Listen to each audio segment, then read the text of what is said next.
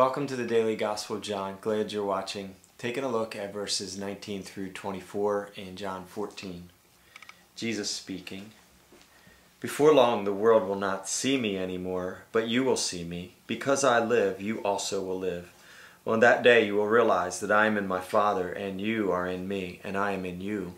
Whoever has my commands and obeys them, he is the one who loves me. He who loves me will be loved by my Father, and I too will love him and show myself to him. Then Judas, not Judas Iscariot, said, But Lord, why do you intend to show yourself to us and not to the world? Jesus replied, If anyone loves me, he will obey my teaching. My Father will love him, and we will come to him and make our home with him. He who does not love me will not obey my teaching. These words you hear are not my own. They belong to the Father who sent me. Jesus himself demonstrated what it was to show his love for the Father in obeying his commands, even down to the words that he spoke.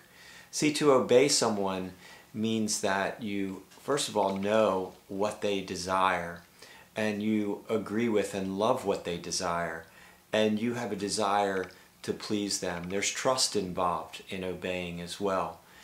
And so Jesus is demonstrating obedience to his Father, but also commanding their obedience. And saying you can't separate a claim of love from a lifestyle of obedience. And of course he didn't mean sinless perfection, but he meant as our heart's desire to obey.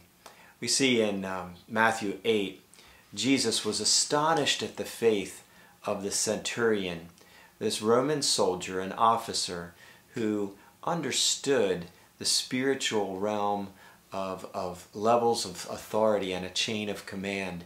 And Jesus commended his insight into the spiritual realm as this man understood from his role in military life, and as a commander he understood a chain of command. He understood what it was to obey orders and as well to give orders. And he saw that paralleled in the spiritual unseen, and Jesus was amazed and astonished at this man's faith and insight. We see in Psalm 2 the attitude of much of the world towards this concept of obeying God. It says in Psalm 2, it's a messianic psalm. Why do the nations conspire and the peoples plot in vain? The kings of the earth take their stand, and the rulers gather together against the Lord and against his anointed one. Let us break their chains, they say, and throw off their fetters. In other words, let's cut loose from the authority of this God. The essence of atheism really isn't that deep down most people don't believe there's a God. That's not it. It's as the Pharisees said of Jesus, we will not have this man rule over us. We will not have it.